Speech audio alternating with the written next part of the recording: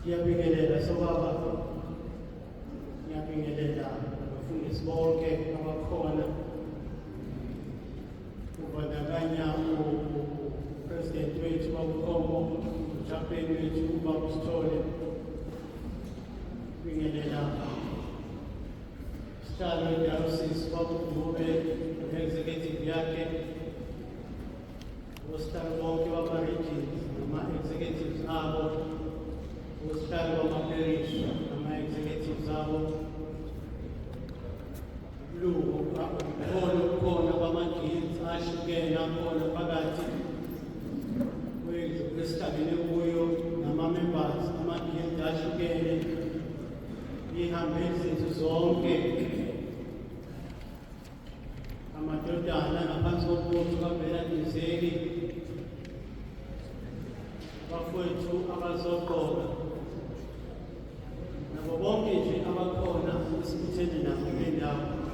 Ngiyabingelela bafowethu egameni leNkosi yethu Jesu Kristu, esikhulu esithi Kristu inkosi.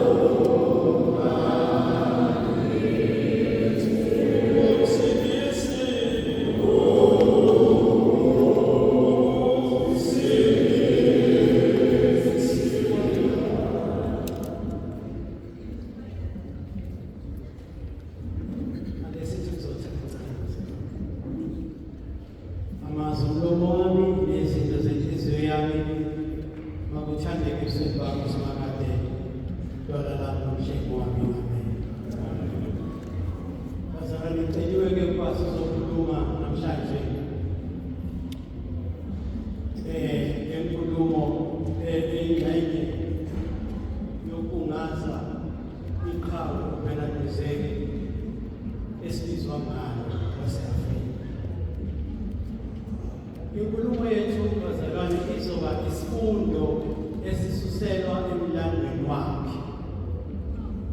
Isifundo esisuselwa emlandweni wakhe uBernard. Ngizofunda-ke umlando kaBernard bazalwane. Ngiyazi bona ukuthi abafowethu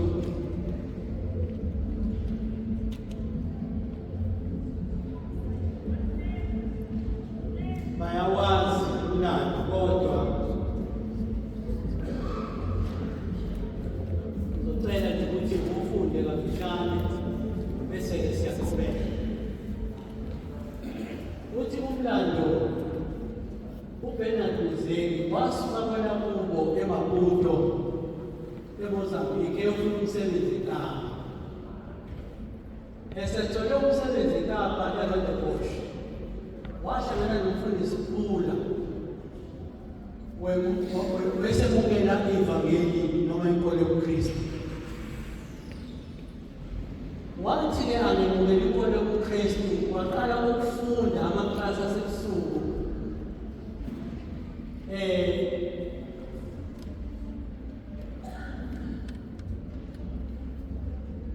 wathi angemukela inkolo yobuKristu, waqala ukufunda amaklasi asebusuku ayesungulwe ibandla iSt. Philips. NgoMarch ka-1886 wabhajadiswa kanye nabanye abayisithupha. Wayeselekelela nozakwabo ababengalwazi ulimi lwesiNgisi ebatolikela. Ngonyaka ka-1887 ibandla lamqoka ukuba abe ngumkathelisi. Ngokuvunyelwa umphathi weZonnebloem Theological College wangena ekholeji wafunda naye. Yena uBernard kanye noBishop Knight Bruce babambise eMashona ezweni laseZimbabwe beyokwenza umsebenzi kaNkulunkulu ushumayela ivangeli.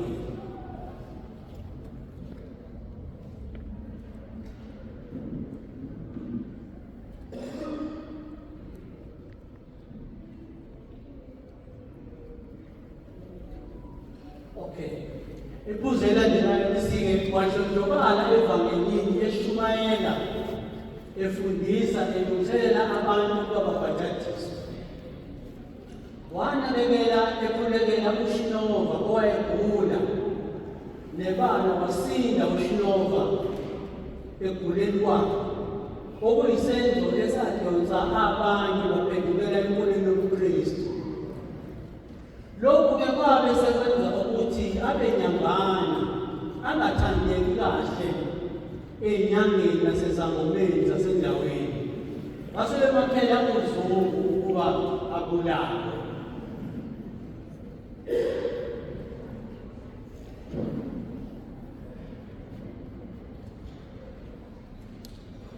Ngicela uqhubeke ngifundela ngithanda ukumqala.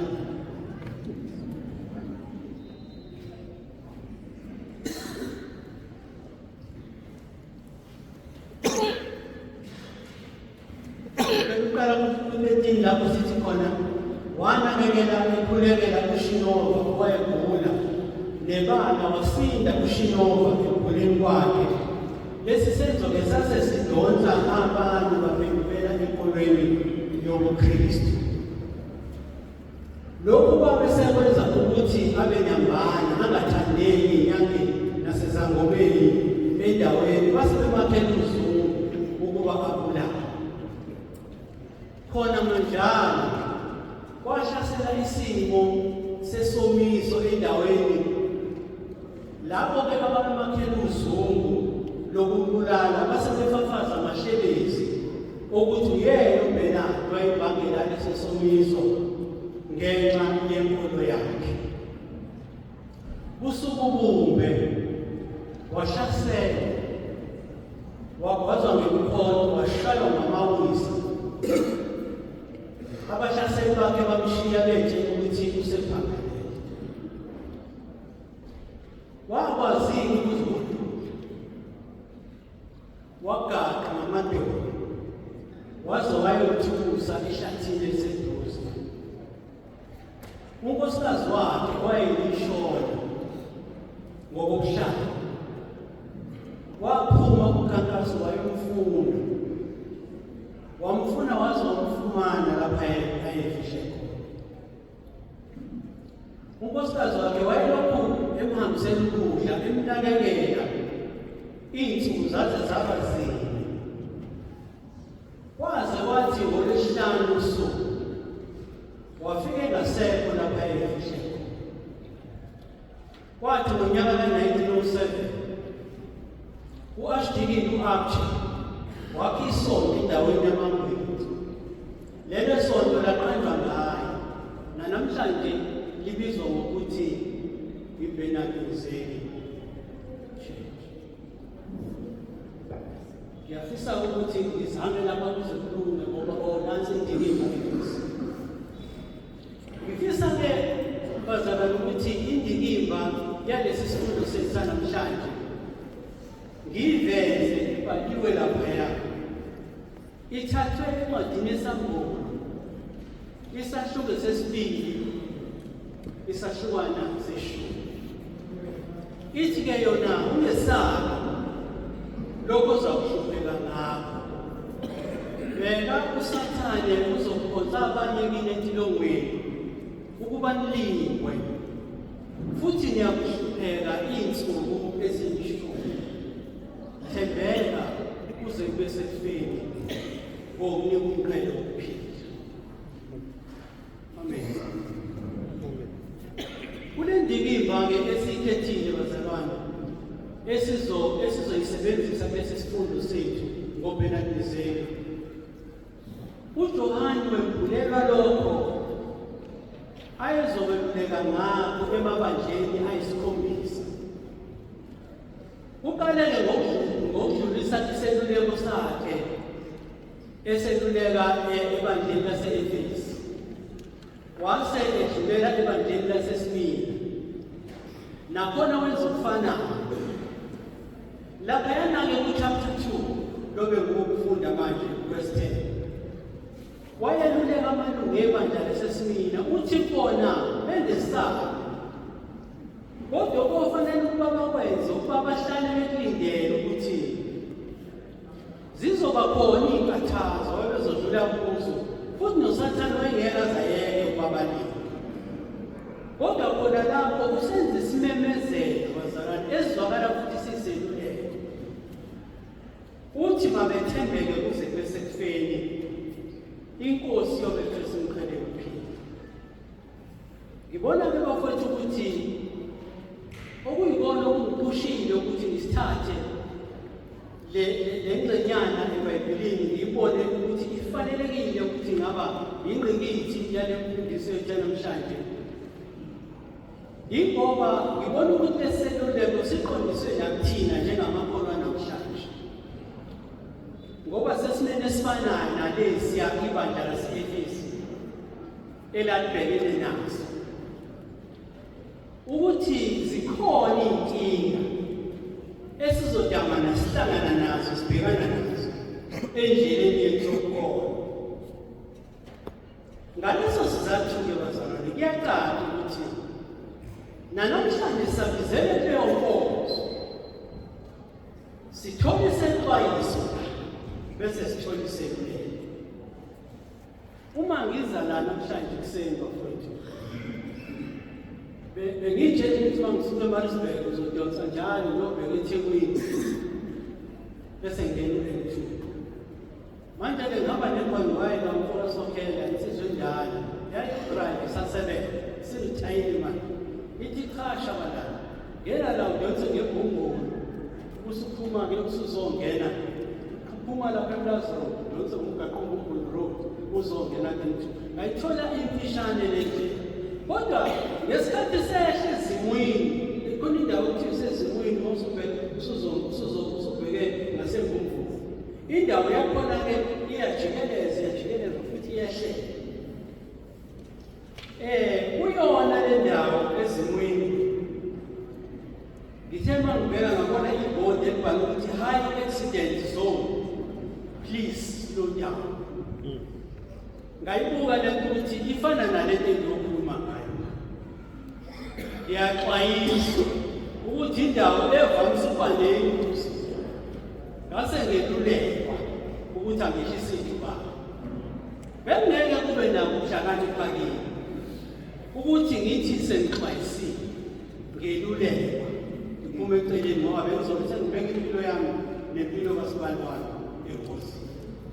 Siyaxwayisa kuthiwa sizohlangana nenkinga, kodwa masithembeke kuze kube sekufeni, inkosi yethu yosithwesibqaya. Esingenisweni-ke salesi sifundo bazalwane esizosenza namhlanje, lesi sifundo sisuselwa empilweni kaBernard. Kulesi sifundo sizogxila kakhulu kulokhu uBernard abekade yikho, his character, nalokhu uBernard akwenzile, his actions. Ngakho-ke lento ithi lesi sifundo esizosenza namhlanje simayelana nenkambo kaBernard. Mina-ke ngokwami bazalwane, ngibona kuyinhlanhla enkulu lokhu, ngoba selisihluphe kakhulu ivangeli lomlomo eliba yenye into, inkambo ibe sezisishumayele kakhulu, zishumayeze kakhulu ingcingo, kugcwala amakele, kugcwala amasondo ukuthi pha. Kodwa ukuthi uma sekubhekwa inkambo, amathapuleli kasifuba, ulimele uphelile umsebenzi kaNkulunkulu ngenxa yabantu abashumayezayo, abantu kodwa inkambo ibiphika. Ngoba kuthi laba bantu abangakawufumani umusa wokwazana noJesu babuza umbuzo bathi, nithasinene kanjani lento yabantu abenza yonke le nto? Bafowethu, somjabulisa kakhulu uNkulunkulu mhla saqala ukuqhakambisa ivangeli lenkamba. Ngesikhathi ngiyongena esikoleni e-high school ngama-80s, ngahlangana nensizwa yakwaPhumalo. Ngiphuma-ke e-primary school esezansi ize high school engenhla nelokishi. Le nsizwa iyafika kwangesiyona yangakithi, ngizalwe eMpofana. Kwangesiyona yangakithi sasithi nasihlaliswa-ke lapha sibhaliswa ama-aptitude test ukuze sihlaliswe ngokwama-ability zethu. Sayibhala-ke sasesihlaliswa, ngahlaliswa naye ngesinde nsizwa. Iyayichaza-ke ukuthi ngakwaPhumalo kube mtshengisi lento abamhlophe esigodini sababhekabezayo. Sezwana nale nsizwa, safunda naye high school, saze sathi ukuhlukana kancane ngoba sasithi masika grade 10 yenza i-maths and science, mina ngenza i-history and geography. Kodwa sasibe sihlangana, sasesihlukana-ke ka-matric isihamba iyokwenza izinto zayo ze-medicine, nami ngiyokwenza okwami kwaka-education. Kodwa ubuhlobo bethu abangapheli. Babuye baqina ubuhlobo bethu mayizingane ngoMashabalala. Yasijika manje ngayibiza ngoSibala, yayibiza ngoSibala. Fast forward. Sekuthi eminyakeni edlule ingishayile ucingo, lithi Sibala, umfana wami omdala usecabanga ukugaya. Ngakho-ke ngiyacela ukuthi ukhuphuke uze ngapha kimi. Khona soke sihlale phansi naye umfana, simbonise ukuthi kuhanjwa kanjani le nto. Ngelishwa bazalwane, ngangakwazi ukuthi ngithole ithuba lokuthi ngihambe ngikhumane sihlale phansi nomfana wami. Kodwa lafika usuku lomshado. Umfana uyasukuma, uyayibongela. Usethi-ke u-address kwakhe noma wakhe. Uthi, baba, nawe mama, ngifuna ukunika isiqiniseko sokuthi ngeke ngize ngidisappointe ngesitepe ngesikhathi somshado. Wathi wena baba, I'm going to mimic you. Kusho ukuthi ngizokulingisa. Indlela ophatha ngayo ikhaya lethu, indlela engizophatha ngayo elami ekhaya.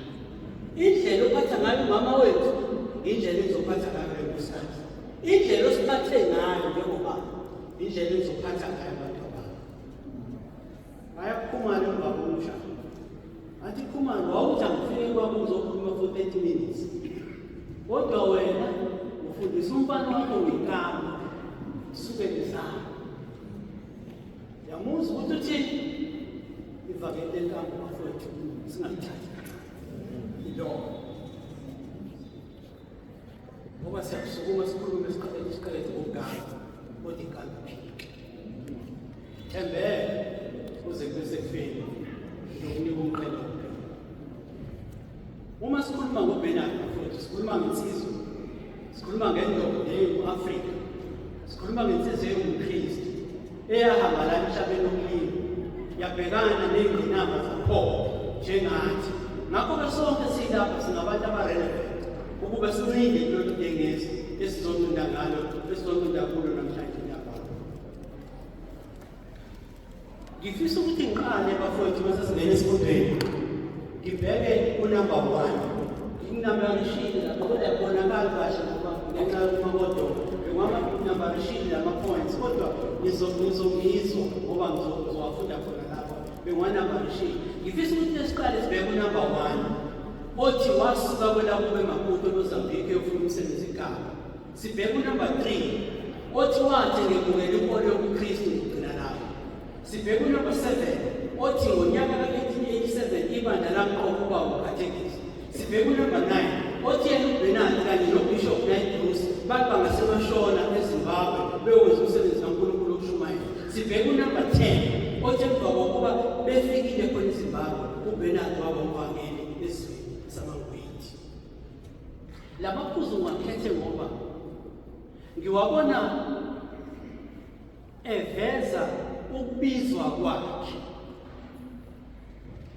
eveza ukuresponda kwakhe obizwa.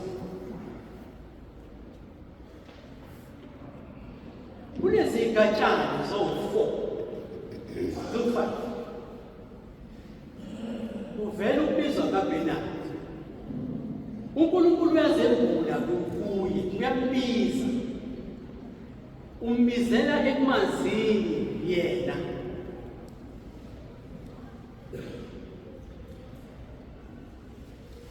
Umbizela ekumsebenzeleni.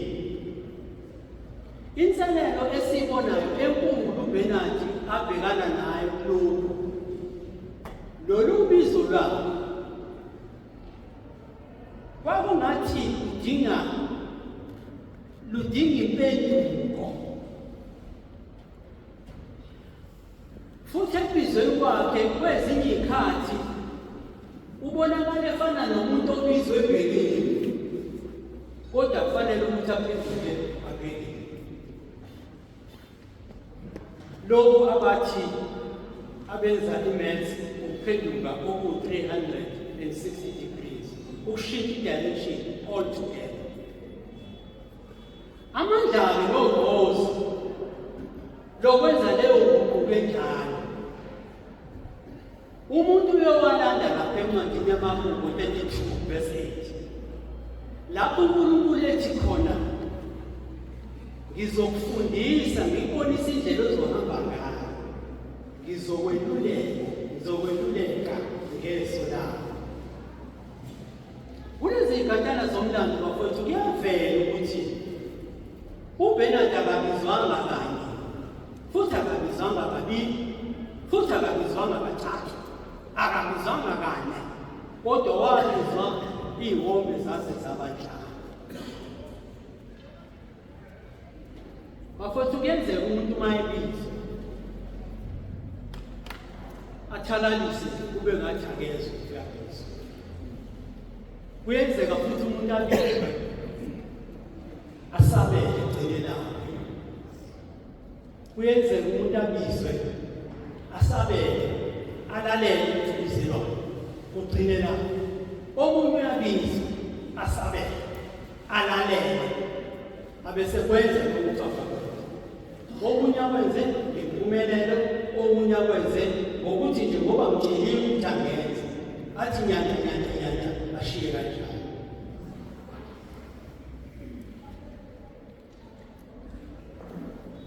Niyazi bafowethu,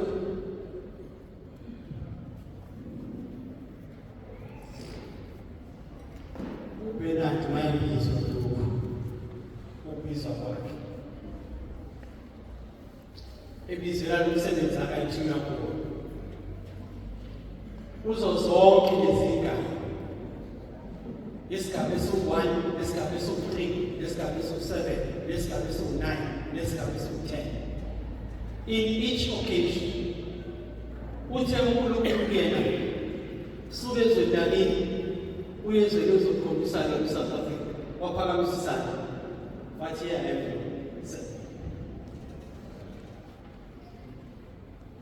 uNkulunkulu uthe mayesefika lapha kulelizwe eKapa, wahlangana nomfundisi uKula, wa-introducer le nkonzo kuyena, leli ivangeli likaKristu, waphakamisa isandla uBenadi wathi yena Lord send me.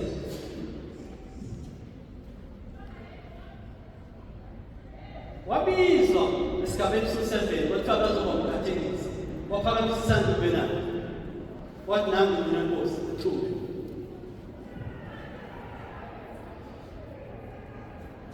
Wabizwa uNayi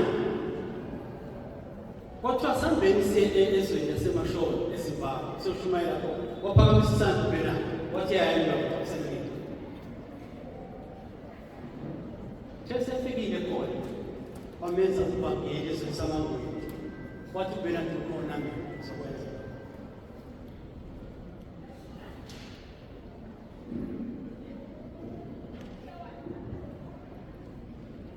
Kuzo zonke lezi zinto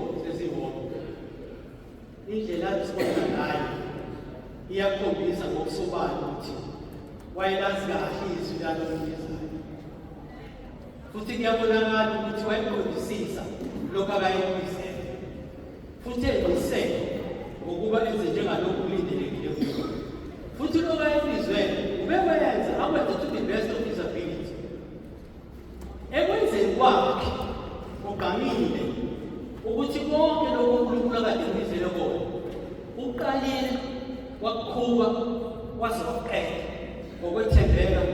nangokukholeka.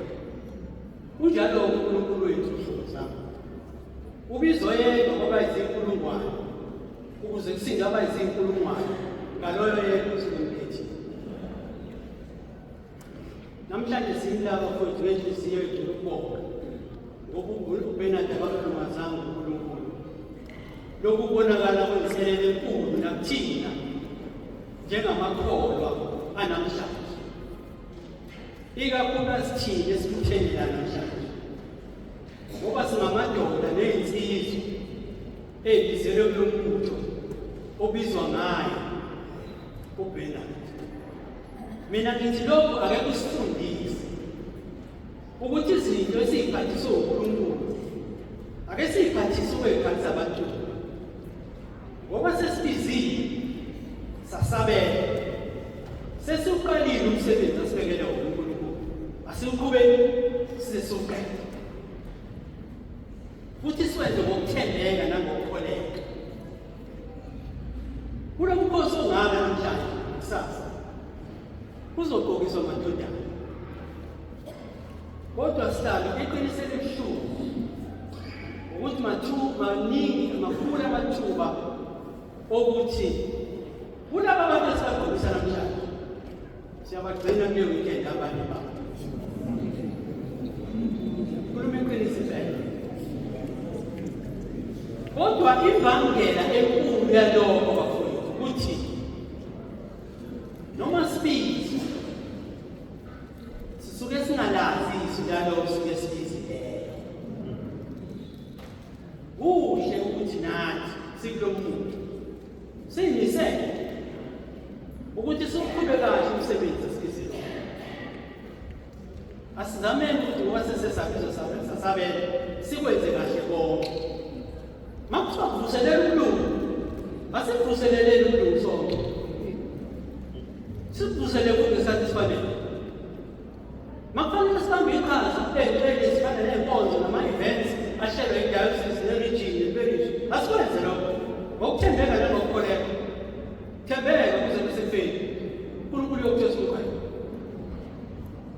Kuhle ukuthi loyo naloyo phakathi kwethu akavakashele izinjongo zomuntu afundisise bese ihlola yena nami ngiyabhala ukuthi ngimiphi umsebenzi ewubizelwe uNkulunkulu kulo muntu. Impumelelo kaBernard kulolu bizo nokuthunywa kwakhe iveza kibesoba ukuthi sikhona izinto angqobile ebezingaba yizithiyo ezidala isithiya nathi. Bazalwane, uBernard noma namhlanje sikhuluma ngayo sibonga uNkulunkulu ngayo nangempilo yakhe, zikhona izinto akayiqhubile ezihlupha amakholwa namhlanje. Ngizomxolela namhlanje ngizobe ngikhuluma ngezinto ezimnandi kahle ezingazwakali kahle kodwa noma ngikhuluma ngazo zokukhuluma sengigqugquzele uNkulunkulu ukuthi imoto ungayiphele bethe abayiphele bethe ayinceki ushama walipela kodwa igcine izokhona. Ikhona into esikhathazayo ngoba uyafundisa njalo mangikhuluma sokubatshela kanjalo abantu ngikukhuleka nemoto umayiphele bethe uba buhlungwana ngoba nomile uyibuka bemushuzo akubi mnandi kwena kodwa igcine izokhona. Siyabona ikhona into ekhathaza abantu. Iningi lamadoda liyaqeda usiko.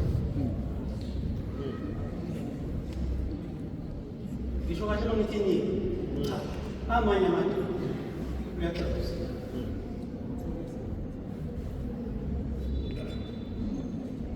Uthi uBernard umuntu waqedela usiko bazalwane ngaba kafikanga ngelezi akulapho. Angithenye izinto ayinqobo. Uzipho uqeda ngisho emadodeni akholwayo. Awusemele phansi umsebenzi kaNkulunkulu. Ikhona insizwa engisebenza naye sokusho omkhulu naye. Ibiye ithi le nkonzo lokuqedela usiko noxhaka wamadoda. Ila ebandla khona. Uyazi thina abantu abasenankinga manje ukusibisa phansi. Abanonkinga.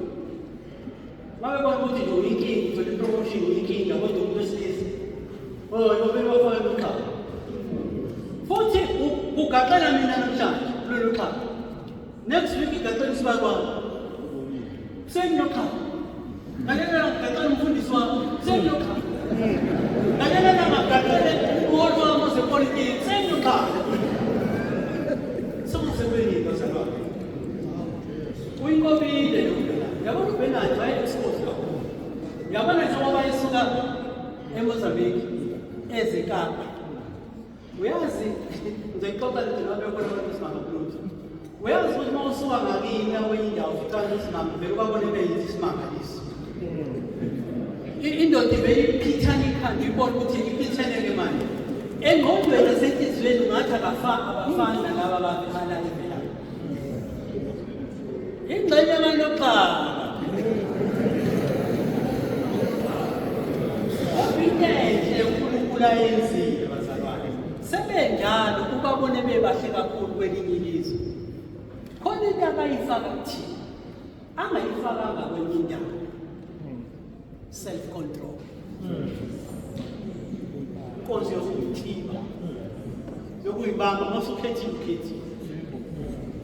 Ngoba uhluleka lokho uzoqaxela ngexhala. uNkulunkulu anika omusha umsebenzi endodeni. Indoda igaxele ngexhala. Ukuphi umsebenzi? Asimakamele madoda. Isikhathi siyahamba. Isikhombisile insizwa. Ekhambe bese phambili. Lento bazalwane inkinga. Ngikhuluma ngayo uthatha isikhathi ngikhuluma ngayo ngoba abantu abaningi basaba. Kanti ilelithi esiqedile ivangeli likaKristu. Nabefundisi basaba ukukhuluma ngayo. Ngoba bazomabela bakhuluma ngayo. Ukhuluma amadoda awu-40 sahamba thina umfundisi Shumayela kathi. Lento bafowethu iyasilimaza. Iyayilimaza mental health yethu. Psychologically iyalimaza. Socially iyalimaza. And even financially. Umusungene lesisifo. Indoda iyaluza lapha abanye iyaluza nolanga ingangena. Kodwa ingasho ubuhlungu. Kodwa yabona ukuthi kukhona lapho ubuhlungu. Kodwa ayisho ubuhlungu. Iyaluza yaphuma. Kanti inkinga ayihlangani imali eholwe neflat kaMancane. Ayikwazi ukisho le. Nokha. Nangasebenza neyizizwe zabo yakasiya. Yayile experience ngezizinto. Isewugospel one. Sihlengene la ngebreak siyaqoqa. Ithuli ikhathazekile. Ibanjwe izinto ezizaluqala. Bese ithi eyishabalala. Uyakuhlupha kwaphela. Akuhluphe ukuphithana ikhanda uhlangane nomkakhe basethu uthi awazongihlupha ubathabile.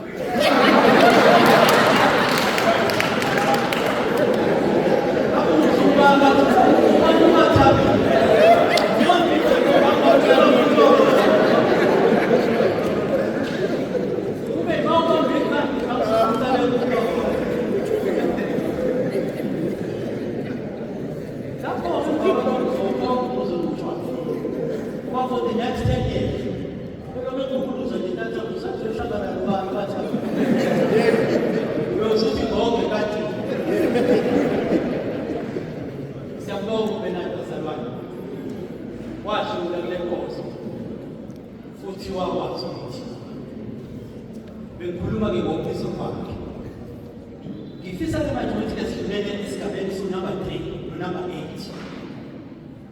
Uthi number 3 wathi ngemukela inkolo yoKristu waqala ukufunda amaklasi asebusuku ayisungulwe iSt Philip's. Unumber 8 uthi ngokuvunyelwa kumphathi wezone block yoLuther College wangena college wafunda naye. Kuyavela-ke lapho bafowethu ukuthi uBenard akekungena wathi akuthele ukungena inkolo yoKristu. Wangena amaklasi asebusuku. Futhi wathi angakhethelwa kwawukhathekisi. wangena ekoleni ayofunda. Bafowethu, kukhulu bekufanele ukuba sifunde kulo buhlakani kaBenadi. Ngoba lapha sibona ukuthi wembulela izinto ezithu. Eyokuqala kwaba ukuthi aqonde ukuthi njengoba esebhekene nalomsebenzi uNkulunkulu ayemizele wona, kwakumele athole ukuthi isiphi isikhathi okwafanele ukuba shome ngaso uma ezobhekana nalento.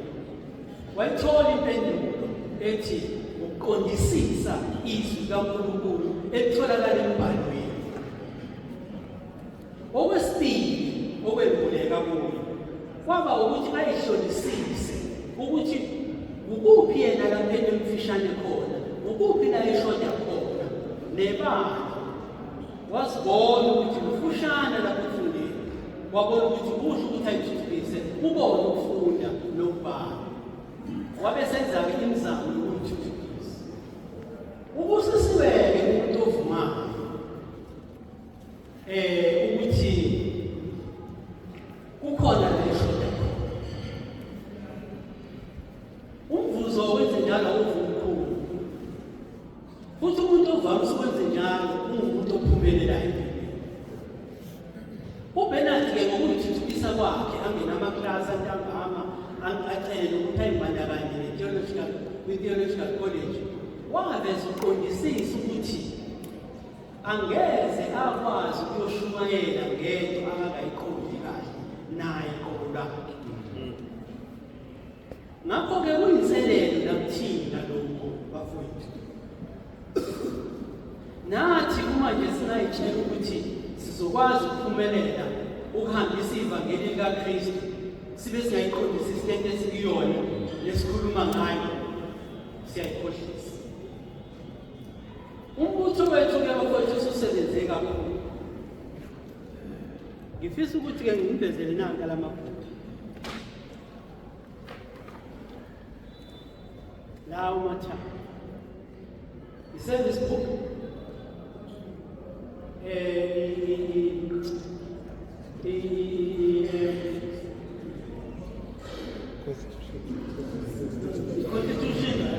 Constitution, bese kuba leli bhuku labalandeli lokuqeqesha abalandeli boyi-3 lamabhuku.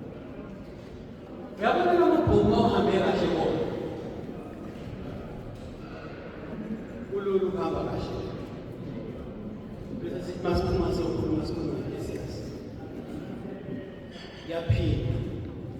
Ngeke size siphumelele ukudobela abantu enkosini uma thina singayiqondisisi lento esikhuluma ngayo. I want to take you through. Ngifisa ukuthi-ke sibheke khona okulapha kule i-training manual, page 6. Uma ngabe bekhona abayiphethe mhlawumbe bangabe bayifunda, kodwa ngizoyifunda noma ayiphethe emakhathazini. Ikhuluma ngey'fundo zebhayibheli. Ithi isihloko sakhona 3.3 sibaluleke ngani iy'fundo zebhayibheli. Ithi okuye kwenziwe ngabantu bombutho kuba ukwabelana ngezwi likaNkulunkulu ngendlela yokushumayela. Ngokujwayelekile loyo osuke eqokiwe ukuthi azoshumayela uye akhethe ivesi eBhayibhelini bese enza intshumayelo eyisusela kulona leli vesi. Yize-ke nendlela yokwenza izinto isiyenzeke ngalendlela isikhathi eside futhi ibonakala yamukelekile bonke amalungu omuzi, kodwa ike ibuye ishiye labo abasuke bethamele leyo ntshumayelo benemibuzo eminingi kuney'mpendulo. Lokhu kuvamise ukwenzeka ikakhulukazi ngenxa yokuthi ngezinye iy'khathi labo abasuke beshumayela abanye babo uzwakale sengathi luncane ulwazi lwalokho abasuke bekhuluma ngabo ngesifundo. Kusobala ukuthi uma zizokwenziwa kahle leziy'fundo zebhayibheli, le nkinga ingaxazululeka. Amalungu ayohlala enethuba lokubuza imibuzo, axoxe ngezwi likaNkulunkulu, ngaleyo ndlela ayothuthuka ngolwazi.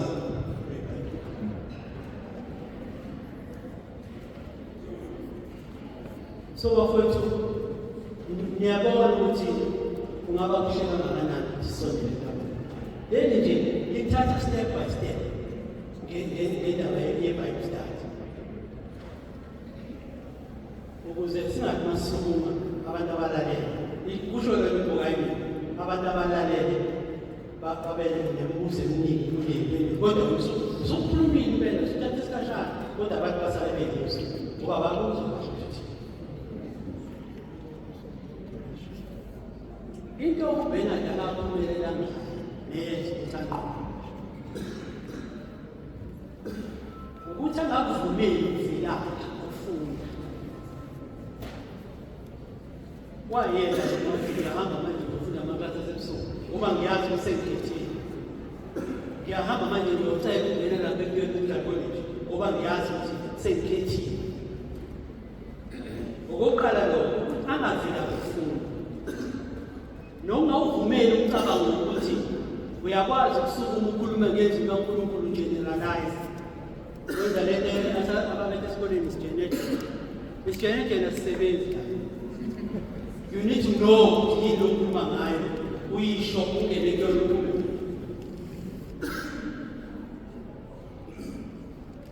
Okunye kakhulu ukuthi ayitshela ukuthi uzokwazi ukuthi ahlala alalela abanye abantu abashumayela bese yasukuma yena amabethuba lakho alingise laba kade balalela. Ulingisa uyisihluphe kakhulu. Ucommon ulingisa. Yazi sesikade umawulelela amadoda neshumayela uma uvala amehlo usukume neshumayela mase kusukumenye ishumayela mawuvala amehlo ngobe ngathi sashumayela kade shumayela eqaleni. Kanti kuyasiza kwesikhathi ukuthi ube wena ngesikhathi shumayela ube wena unyeke lo okuchazile ngoba njengoba uchazewe wena mhlanga bamchaza be authentic ube wena ushumayele njengendlela yakho abantu mhlawumbe bayokuthokozela ukulalela ukhuluma ngendlela yakho. Bafowethu ngoba sesakhe ngoba sesibiziwe sasabela asivakashele imbala ukuze sikhule kuNkulunkulu. Sengiyajula ngiya kwisigaba 5 no-6 no-11 no-12. Isigaba 5 sithi wanikela emsebenzini wokwelekelela abantu ababethatha kancane emfundweni lezi ababezenza emaklasini asebusuku. Isigaba 6 sithi wayelekelela those akwabo ababengalwazi ulimi lwesiNgisi ukuba abatolingele. Isigaba 11 sithi yena uBernard noBishop Walker noFrank benza umsebenzi wokuhumusha umthandazo wenkosi, imithetho eyishumi, isibumo sokholo, umfanekiso womhlanyeli kanye nekhathesi. U-12 uthi wadla ngobala evangelini eshumayela efundisa elungiselela abantu ukuze babhaphathizwe. Kulezi igaba zozine lezi zenzo zikaBernard zisikhumbuza ukuthi kubalulekile ukuthi uma umuntu ewumuntu ephila kufanele aqikekele ukuthi uyawasebenzisa amakhono awaphathiswe uNkulunkulu ukuthuthukisa abanye abantu abamzungezile ukuze ezimpilo zabo zibe ngcono. Enye into lokhu okusiza ngayo bazalwane ukuthi lelo khono elisuke libekwe kuloyo muntu libe kuNkulunkulu ebeke umuntu oyedwa liyasabalala litholwa abantu abaningi. Abantu abaningi babesethubeni lokuthi bazuze kulokho bekuzuze umuntu oyedwa obekwe kuNkulunkulu umuntu oyedwa. Uma kwenzeka futhi bakwazi ukubakuhluse abababa. Kodwa futhi ikhona ingozi yokuthi umuntu akhule yedwa abe isihlahla eside phakathi kwezihlahla ezifishane ngoba usuke azibone engcono kakhulu kunabanye abantu. Aqhele kubantu ngenxa yokuthi usuke esenakho ukubabukela phansi. esena lokho ukuthi abukele abanye abantu phansi. Abantu bavele bamesaba, baqhele kuye, bahlehla.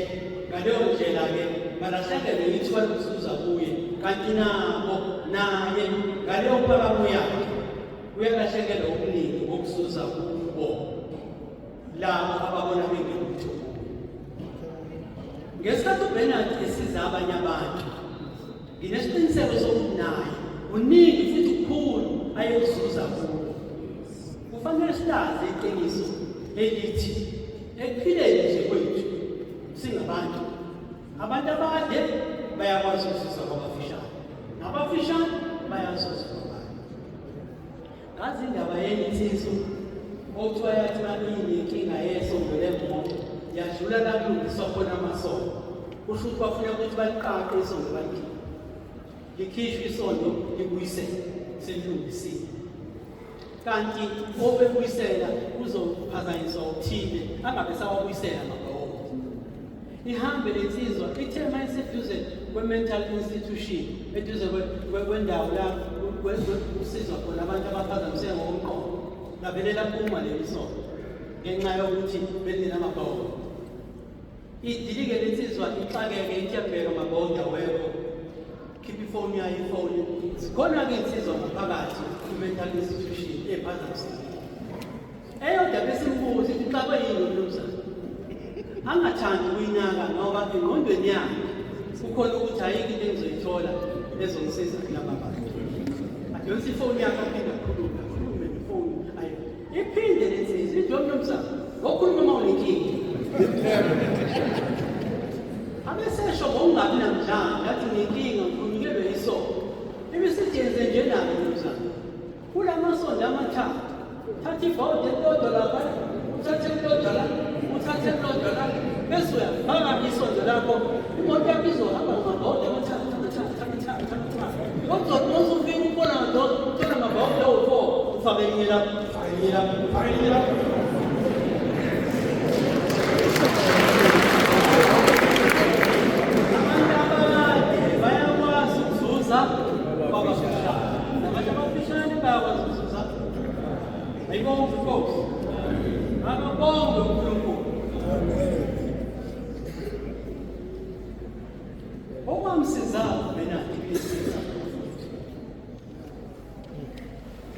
Ukuthi aqonde ukuthi zikhona izinto uNkulunkulu abeka kumuntu ukuze umuntu ayisebenzise yena lezo zinto ezibekwe uNkulunkulu, kodwa futhi aphinde athuthukise abanye abantu. Futhi lokho kuhle bayakwenza voluntarily engakhokhweni, njengoba uBernard akekho emkhombeni wesibalo. Kolike nabantu ufundisa abantu abazobhajatiswa kwenza zonke lezi zinto engakhonjwe ngesibalo. Okunye kwesibili uBernard akakunqoba isilingo lesi esijwayele ukuthi sisihlasele, sokuthi umuntu afisa ukuvela yedwa abese bayisikhonda khona, ngoba sike sihlasele leso sifo abe sikhonda khona abantu bezokhothamela. Bafowethu, ngoba sesibiziwe sasabela, asisebenziseni konke esinako nesiyikho ukwenza iy'mpilo zabanye abantu esibhedlela. Ngidlulela esigabeni esilandelayo. Ngifisa-ke manje sibheke ku-number 2 lapho ethi esethole umsebenzi eKapa eRondebosch wahlangana nomfundisi Phula wemukela impilo yobuKristu. Number 9, uBernard noDonald Bruce babambisa emashoko.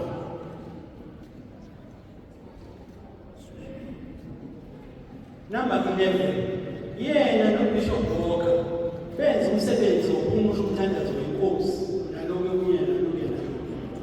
Number 18, unkosikazi wakhe wayeyishona ngokobuso, waphuma umkhankaso wayokufunda, wazomfumana lapha elishe. Kulezi zingatshana eqeda ukuzifunda bafowethu zomlando kaBenadi, kuveza ukuthi ibala lakhe uBenadi nobuzwe bakhe nobuhlanga bakhe akumenzanga azibone engafanelekile ukuzibandakanya nabantu abehlukile kuyo ngebanga nangokobuzwe nangokokuhlala. uBenadi wayeqondisisa ukuthi indlela eya ekuphunyelelisweni kwecebo likaNkulunkulu ngaye yayizodlula ekwazini kwakhe ukusebenzisana nabo bonke abantu bakaNkulunkulu noma bengafani naye ngokwebala, bengafani naye ngokobuzwe, futhi noma ngabe kuthiwa babedabuka kwezinye iy'nhlanga njengomkakhe nje welcome ezweni kolunye uhlanga, kodwa wakwazi ukuyibandakanya wahlangana. Lezo zinto azimvimbanga uBenadi. Lokhu kuyasifundisa ukuthi empilweni kuvamisile ukuthi kube khona iy'ndonga ezisahlukanisayo, sibe ngamaqoqo ngokufana kwethu. Kwesinye isikhathi ngaba yibala lethu, abamhlophe ngapha kodonga, abamphisholo ngapha kodonga. Kwesinye isikhathi kuyaba ubulili, abesilisa ngale kodonga, abesifazane ngale kodonga. Kwesinye isikhathi kuba yizinga lokufunda, abafunde kakhulu ngakule kodonga, abanye abafunda abangafunda kakhulu ngolumhlaba. Nezinga lomnotho, abacebile kolwisa uhlangothi abangacebanga kolumhlaba. Kodwa bekufanele sikufunde kuBenadi lesi sifundo ukuthi kuwumsebenzi womuntu nomuntu ukuthi azame ngabo konke angakwenza ukwakha ama-bridge amxhumanisa nabantu abangale kodwa, noma afune imizamo yokubhidliza iy'ndonga ezimhlukanisayo ngenxa yesizathu esisodwa nje sokuthi noma sesihlukanisiwe ngaleyo ndlela esihlukaniswa ngayo, kodwa nje thina singabantu siyadingana. uBenadi in his wisdom wayisebenzisa kahle inkolo yobuKristu njengebridge elimxhumanise nabantu bangale kodwa okuyibala lakhe. Kubala lapha o-Reverend Pula, kubala lapha o-Bishop Nine Bruce, kubala o-Bishop Walker. Waphinda futhi uBenadi wasebenzisa uthando lakhe njengebridge elimxhumanise nonkosikazi wakhe owayekade ephuma unkosikazi wokulumhlaba, umuntu ophuma ebuhlangeni ongebona obaba. Lokho wakusebenzisa kwaba yibridge yokumxhumanisa, laphinda futhi wakusebenzisa ukuthi ube asebenzise isando ukudimolisha udonga olumhlukanisayo. Ngisho lokhu-ke ngoba bafethu ivundla into yokubandlululana ngenxa yokuthi asibani. Kwesinye isikhathi ivundla kuze kubonakale izinto ebezingeke zizonakala. Sithi noma sithathe iy'nqumo, kuvele ukuthi nazo lezi iy'nqumo zithathwe iy'ngono zidungekile, zidungwe inhlese yokubandlululana. Ububi-ke kokubandlululana bafowethu akusivimbeli nje kuphela ukuba singaphumeleli empilweni nokuthi kwenze ukuthi impilo ingabi mnandi, kepha futhi kuyaphambana nemfundiso zenkolo yobuKristu. Lamazwi athi hambani nenze zonke izizwe abafundi ahlobene namazwi abhalwe encwadini kwabaseGalatiya 3 verse 28 athi akakho umJuda nomGreki, akakho oshiwe nokhululekileyo, akakho isilisa nesifazane, ngokuba nina nonke nimboni kuKristu Jesu. Okusiza uBenadi kulokhu ukuthi angabheki uhlobo lwabantu phambi kwakhe ngaleso sikhathi, kodwa bathi noma laba bantu bebonakala behlukile kimi, kodwa bayi ithuluzi uNkulunkulu ayezosebenza ngalo ukuze mina Bernard ngumpumelelisi umsebenzi uNkulunkulu angibizele kuwo. Bafowethu ngoba sesibiziwe sasabela. Masakhela ama-bridge asixhumanisayo. Nabo bonke abantu kanye nendalo kaNkulunkulu badunyiswe abajazi uNkulunkulu. Thembeka kuze kusefeni ngokunika umqhele wokuphila. Funa sithi babe.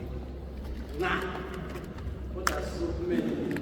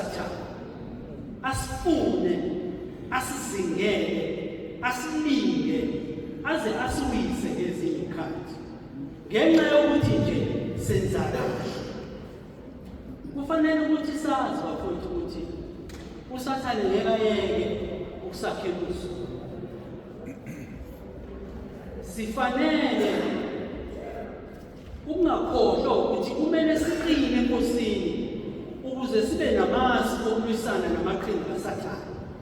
Siphile sengathi sivuma leya ngoma ethi noma ngabe kuyehlela noma ngabe kuyenyukela kodwa kodwa sizobambela.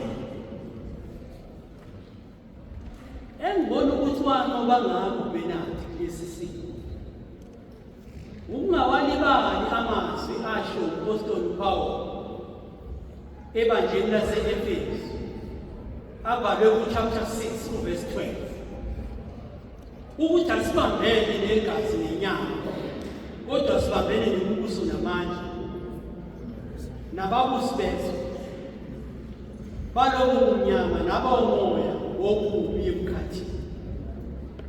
Waphinde futhi wama kwelithi noma kumnyama ngingakuboni ukukhanya njengamanje kodwa ngizobambelela ngoba ngiyamazi wami uNkulunkulu ukuthi uyakuxosha ubumnyama ngokukhanya kwakhe.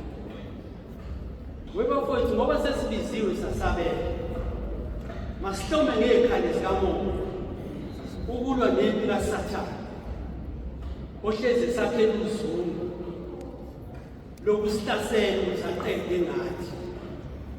Thembeka kuze sekufeni ngokunika umqhele wokuphila. Isudlulela kulomba 13 isigaba 13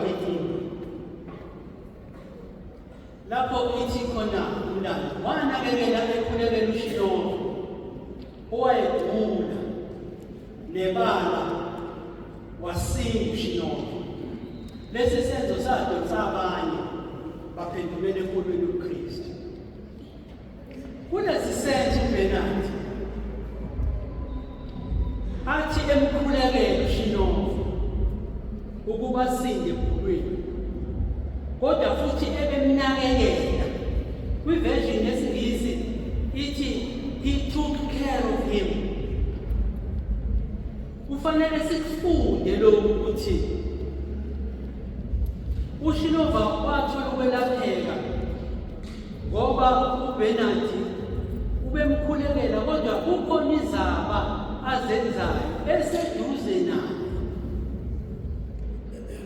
Ngalokhu uBernard sifundisa ukuthi sifanele ukuthi sithi sibheke phezulu uNkulunkulu vertical, izinto sibhekise uNkulunkulu futhi sikwazi ukuthi singakhohlwa ukuthi singakushiyi ngemuva ukwelulela izandla horizontally, sibheke sinakekele indalo kaNkulunkulu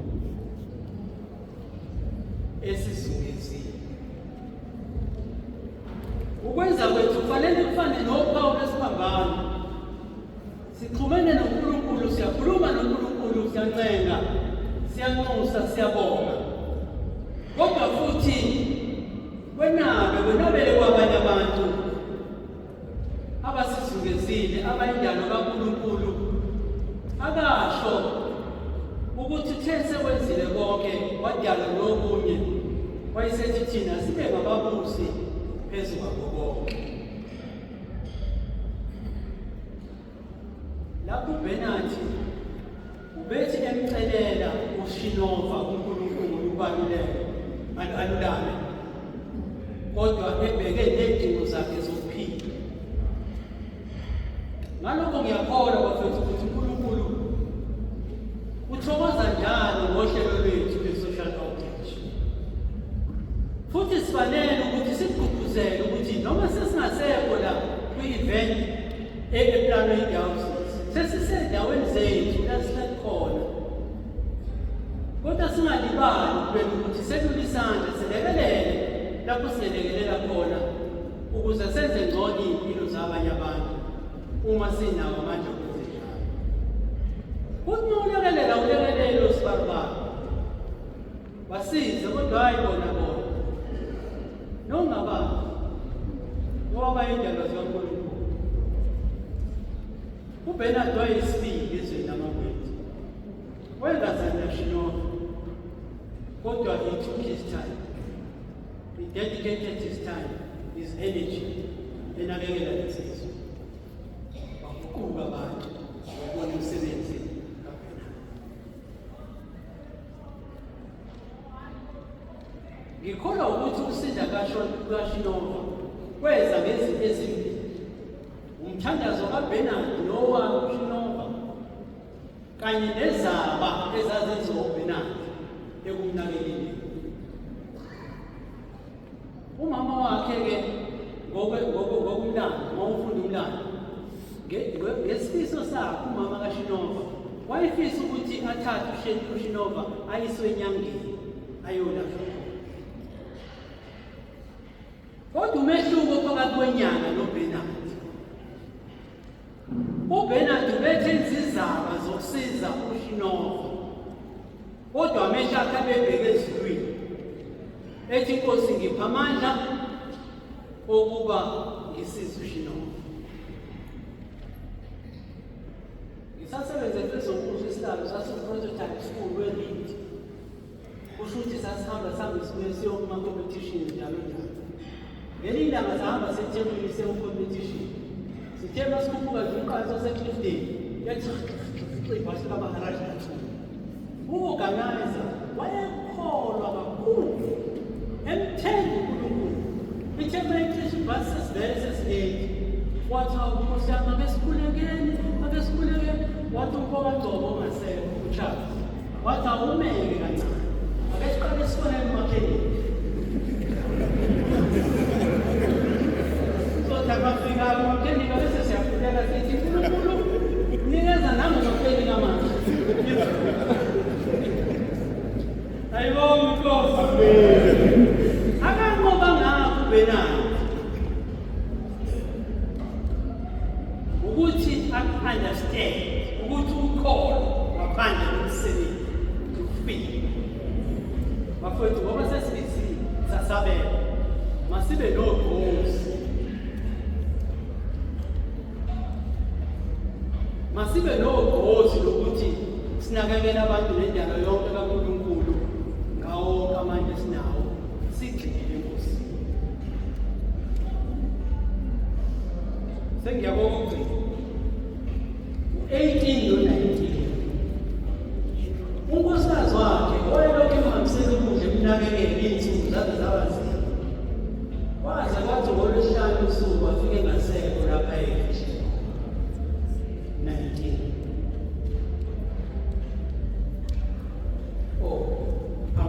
u-18 uthi unkosikazi wakhe wayengisholo ngokubuzwa, waphuma umkhankaso wamfuna waze wamfumana lapha efisha khona. U-18 lo, u-19 ke besithi unkosikazi wakhe wayelokhu emhambisela ukudla emnakekele iy'nsuku zaze zaba zinde. Waze kwathi ngolwesihlanu usuku wafike engasekho lapho ayezithukusekho. Bafowethu, ngibona ngathi singafunda kakhulu kule senzo sale nkosikazi, inkosikazi kaBenadi eyasenza ngasensukwini zokugcina kwempilo yomyeni wayo. Mahle kakhulu, ngiyathemba ukuthi siyavumelana ukuthi mahle kakhulu amathuba okuthi lo nkosikazi wayebone konke, wakuzwa konke okwenzeka kumyeni wakhe ngenkathi ehlaselwa, elinyazwa kanzima. Ngoba lo mlando kuvele ukuthi wahlaselwa ekhaya lakhe ebusuku. Yize kodwa le nkosikazi yayiphethe kwengcindezi novalo lokusabela leyayo impilo, kodwa yakhe ngesibindi yazidela amathanga, yahamba yayomfuna umyeni wayo, yaze yamthola, yariska ngempilo yakhe, yamnakekela, yaba umvikeli wakhe kwaze kwaba yinsuku eziwu-4 ehamba ngomnyenya eyomthoba amanxeba, amnika amazwi abuyisa ithemba, amkhumbuze. Kukhona-ke bafowethu izinto esingabona ngamehlo enhliziyo ukuthi cishe kube zazenzeka uma sebebe bobabili uBenadi nonkosikazi wakhe kulesiya sikhathi esizima kangaka lapha eCashel. Njengokuthi nje kufanele ukuba umkakhe wayeshe athi sengikhona baba, qina umsibili, singayeki ukukhuleka, siyamthemba uNkulunkulu uzolulama. Nokuthi kufanele ukuthi kwakumqinisa uBenadi ubona ukuthi yize noma eseyisitha kulabo befuna ukubona efile, kodwa ngoba wayebona umkakhe ukuthi usekhona umngane, umnami, udondolo lwami, umvikeli wami. Kwakuyisibusiso esikhulu leso kuBhenani. Nathi bafowethu sifanele ukufunda kulesi senzo sale nkosikazi ukuthi bekufanele ukuthi siphikisane kanjalo njengemindeni. Omunye mayewa amcosho amvikele ngamandla onke angaba nawo ukuvikela. Uma sikhuluma ngokuvikela umndeni bafowethu, ukuvikela imindeni yethu njengensizwa nabanumzana, singalibali ukuthi asisho ukubavikela only from physical harm, ukuthi kungabi khona into ezibashayayo, kuba khona into ezibalimazayo, kodwa kufanele futhi sibavikele nangokugwema ukuziphatha kwethu okuzobalimaza. Lesi senzo sale nkosikazi sokuriska kanje ngempilo yakhe siyazivezela ukuthi uBhenani wayewuhlobo njani lomnumzane ekhaya lakhe.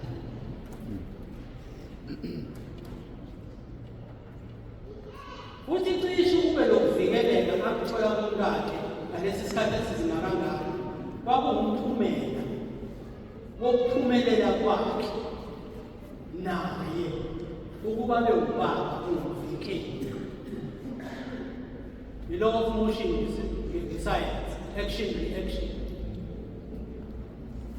Uthi mina lokhu kuyangikhombisa ukuthi kusho ukuthi uBhenani wayengelona lolu hlobo olulahlekayo ekhaya ngakubo.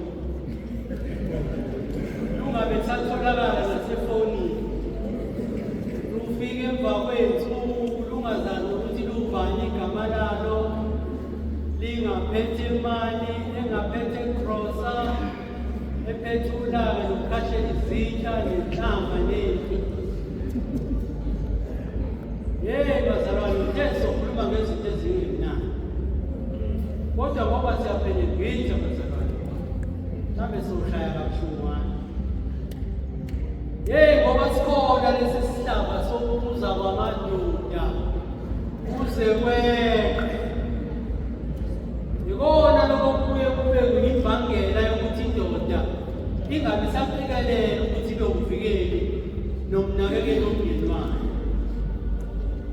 Uyabona ngesimeni sikaBhenani njengoba wayesuke eMozambique, wayeqashile ekhaya ngoba ikhaya lakhe laliphi. Kodwa esimeni salamadoda engikhuluma ngakho, kwakungenzeka nje ukuthi uBhenani ethenga amanzi ngahluma stende wakhe, bengathi noma behlangana ku-shopping center angakwazi ukum-identify recognize ukuthi lo qashe kwakhe. Kodwa uthola ukuthi e-local tavern usedanse phezu kwamatafula baze bamnika i-nickname. Kwakungenzeka lokho. Umuntu aphuze utshwala aze akhohlwe, aze aphelelwe isithunzi nakulabo kokugcina impela okumele abe nesithunzi kuwe umndeni wakhe. Nginodadewethu abashabalala esahlangana naye ekholeji ukufundisa. Sahlangana nje ngokuthi singozibokufana. Ngamthanda-ke wangithanda, wathanda abantu bakithi. Ekuhambeni kwesikhathi ngathola ukuthi uwumuntu ozalwa yi-single parent, futhi uyedwa kwakhe. Ngase ngibona ukuthi yikho lo muntu enalolu uthandana nalo ngami ngoba bebona mina ubona ukwabo ubona uyise. Sazwana-ke nodadewethu. Sekuthi eminyakeni eseganile ungishayela umcingo uthi webhuti yokuze ngapha khona inkinga engibhekene nayo engifisa ungilekelele kwaseyixazulule. Caca ukuthi manje kufuneke ngiorganize indawo ye-transport, petrol, ngesikhathi sami nayo yonke le nto, kodwa ngathi ngizokwenza ngokumhlonipha. Uma ngifika kwakhe afika ngibheke inkinga yakhe.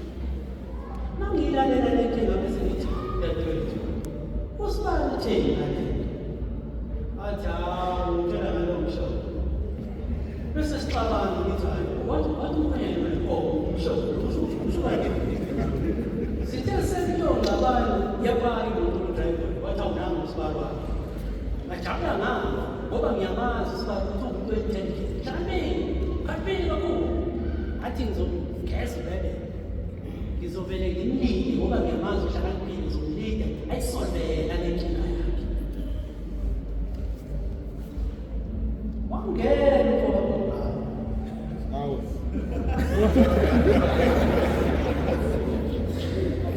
wangena ebhodlela emsini. Uma ngibona ukuthi udlisilethe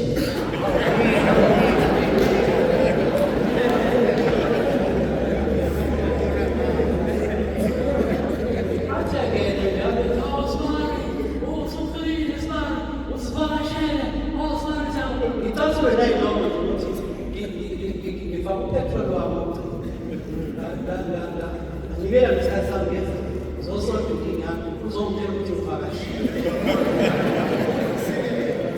Sengithi ayihlala la mkhonyana isixoxo ayisihlale ngibeke inkinga. Manje ngithi ngilindele i-response ovela wathi hulu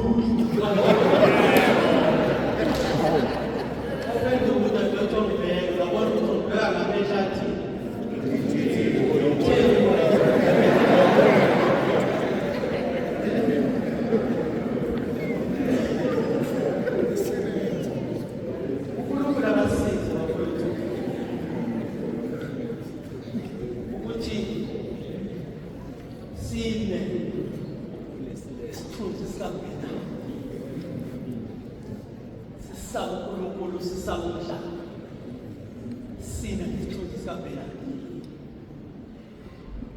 uyikhombile thembele uze bese kubeni omnye umqedwe. Siyabona-ke bafowethu ukuthi ngaze siphethwe salomdala kuyavela ukuthi uBenard akasindanga enyameni, kodwa esikwaziyo ukuthi lo mzimba ongasindanga wehlukana nokuphefumula owawusindile. Ngokumguqula kwakhe uBenard Mzeki, uNkulunkulu wamenza waba uhlobo olungafi, uhlobo olulalayo nje lulinda usuku lokuvukela emaphakathi.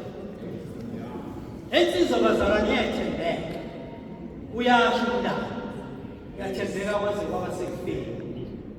Engathi nathi bafowethu singahamba ngokucophelela sisekuleli ivangeli ngezenzo zethu nangalokho esiyikho kugama ukuthi ba uNkulunkulu nasemehlweni omhlaba ukuthi sevethe impawu zokholo. Engathi uNkulunkulu angathumelela ivuselelo kithi, kungabi khona noyedwa phakathi kwethu silapha oyojamba ngosuku lokwahlulelwa egameni kaNkulunkulu.